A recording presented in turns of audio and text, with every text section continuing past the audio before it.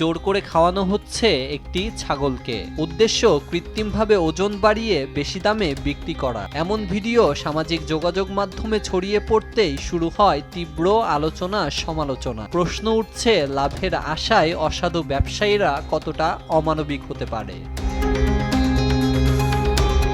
চাঞ্চল্যকর এই ঘটনা ঘটেছে ব্রাহ্মণবাড়িয়ার বাঞ্ছারামপুর উপজেলার রূপসী বাজারে। গত 24 জুন সকালে বিক্রির জন্য আনা একটি ছাগলকে পাইপের মাধ্যমে অতিরিক্ত পানি খাওয়ানোর অভিযোগ ওঠে ব্যবসায়ী চাঁদ বাদশার বিরুদ্ধে। স্থানীয়দের দাবি, ক্রেতাদের সঙ্গে প্রতারণার উদ্দেশ্যে ছাগলটির ওজন কৃত্রিমভাবে বাড়ানোর চেষ্টা করা হচ্ছিল।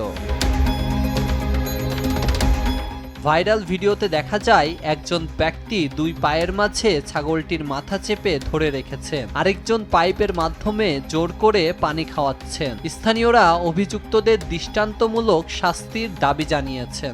এভাবে অমানবিকভাবে আপনার যেভাবে পানি খাওয়ানো হয়েছে জোর করে 2 টাকা বিক্রি করার জন্য, এটা না করলেও পারতো। এটা খুবই খারাপ হয়েছে।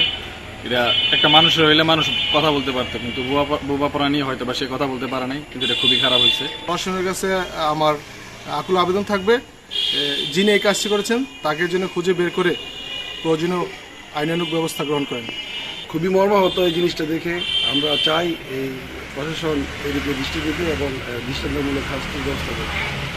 এদিকে ঘটনায় এলাকা জুড়ে ব্যাপক চাঞ্চল্যের সৃষ্টি হলে 28 জুন মূল অভিযুক্ত চাঁদ বাদশাকে গ্রেপ্তার করে পুলিশ। এর আগে আটক করা হয় তার এক সহযোগীকেও। পুলিশ বলছে, পশুর প্রতি নিষ্ঠুরতা ও প্রতারণার অভিযোগে জড়িতদের বিরুদ্ধে আইনগত ব্যবস্থা নেওয়া হচ্ছে। রূপসী নামক একটি বাজার এলাকায় একজন ছাগল ব্যবসায়ী এই কাজ করতেছিল, 2 জন মিলে, এবং তাদের বিরুদ্ধে যে আইনগত প্রক্রিয়া এটা অব্যাহত রয়েছে এবং তাদের বিরুদ্ধে আইন প্রয়োগের প্রক্রিয়াও চলমান রয়েছে।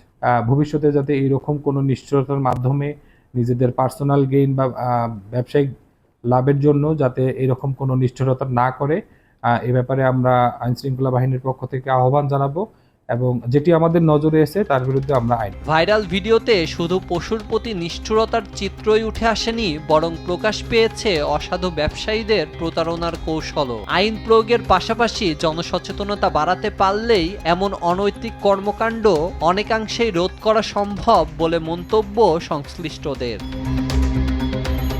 নিউজ ডেস্ক, দেশ টিভি।